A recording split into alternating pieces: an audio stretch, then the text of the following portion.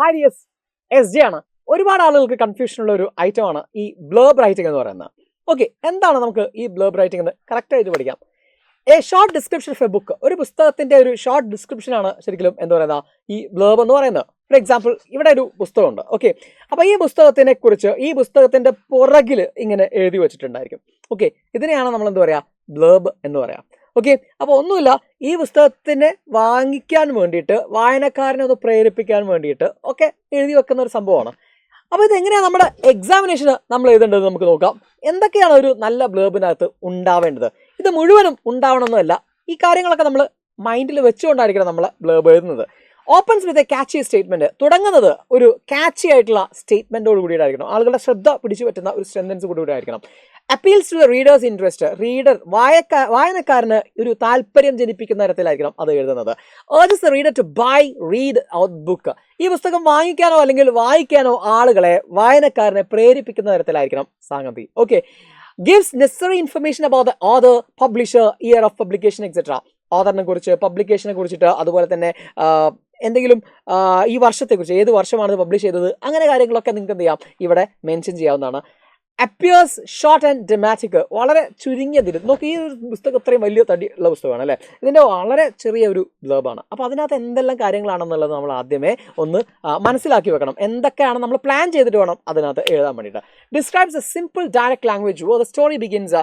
ചിലപ്പോൾ നിങ്ങൾക്ക് ഇങ്ങനെ തുടങ്ങാം, എവിടെയാണ് ഈ കഥ തുടങ്ങുന്നത്. ഓക്കെ, അപ്പോൾ ആളുകൾക്ക് ഒരു ഇൻട്രസ്റ്റ് ഉണ്ടാവും ബാക്കി എന്താണെന്ന് വായിക്കാൻ. വാട്ട് ദ സർക്കംസ്റ്റൻസസ് ആർ, എന്തെല്ലാമാണ് സാഹചര്യങ്ങൾ, it's socio cultural relevance etcetera. ഇതൊക്കെയാണ് ഒരു ബ്ലർബിൻ്റെ അകത്ത് സാധാരണ ഉണ്ടാവാറ്. ഓക്കെ, ഇനി നമ്മുടെ എക്സാമിനേഷന് ഏത് ബ്ലർബിൻ്റെ ക്വസ്റ്റ്യൻ വന്നാലും നമുക്ക് എഴുതാൻ പറ്റുന്ന കുറച്ച് സെന്റൻസുകൾ നമുക്കൊന്ന് പഠിച്ചു വെക്കാം. കോമൺ എക്സ്പ്രഷൻസ് നമുക്ക് നോക്കാം.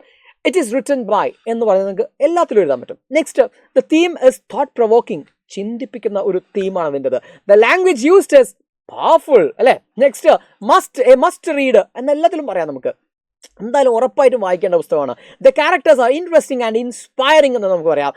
It is a masterpiece of the ഓഥറിൻ്റെ തന്നെ മാസ്റ്റർ പീസ് വർക്കാണ് ഇതെന്നൊക്കെ പറയാം. അപ്പോൾ ഇതെല്ലാം നിങ്ങൾക്ക് എന്ത് ചെയ്യാം, എല്ലാ ബ്ലർബിനകത്തും യൂസ് ചെയ്യാൻ പറ്റുന്ന കുറച്ച് സെന്റൻസ്. അപ്പോൾ ഇതൊന്ന് ജസ്റ്റ് ഓർത്ത് വെച്ചോ, സ്ക്രീൻഷോട്ട് എടുത്ത് വെച്ചോ. നെക്സ്റ്റ്, നമുക്ക് പ്രീവിയസ് ഇയറിൽ വന്നൊരു ചോദ്യമാണ്. Prepare a blurb of the story, short story matchbox written by Asha Purnadevi. Asha പൂർണ്ണദേവിയുടെ മാച്ച് ബോക്സ് എന്ന് പറയുന്ന സ്റ്റോറിയിൽ നിന്നും ഉള്ള ഒരു ബ്ലർബ് നിങ്ങളോട് എഴുതാൻ പറഞ്ഞിട്ടുണ്ട്. ഡീറ്റെയിൽസ് അവർ തന്നിട്ട് നമുക്കറിയാവുന്നതാണ് ഡീറ്റെയിൽസ് അല്ലേ. നമുക്കറിയാത്ത പുസ്തകമാണെങ്കിൽ അവർ ഡീറ്റെയിൽസ് ഇങ്ങനെ ഒരു ബോക്സിനകത്താക്കി തരും.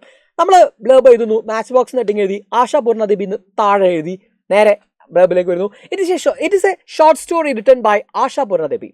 The theme is thought provoking. ഇതിന്റെ തീം എന്ന് പറയുന്നത് തോട്ട് പ്രൊവോക്കിംഗ് ആണ്. അടുത്ത sentence, Nomita is the main character, Ajit is husband. Nomita's life is compared to a matchbox. Ajit is very unkind and cruel towards her. The language used is so powerful and it is the masterpiece of the author. A must-read short story.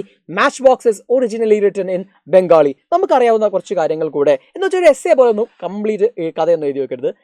അതിൻ്റെ theme പറഞ്ഞു വെക്കുക, അതിലെ characters, അതിൻ്റെ ഒരു importance കാര്യങ്ങളൊക്കെ പറഞ്ഞു വെച്ചിട്ട് ഒരു പെട്ടിക്കകത്താക്കി കഴിഞ്ഞാൽ നിങ്ങൾ ബ്ലർബ് ഇസ് റെഡി.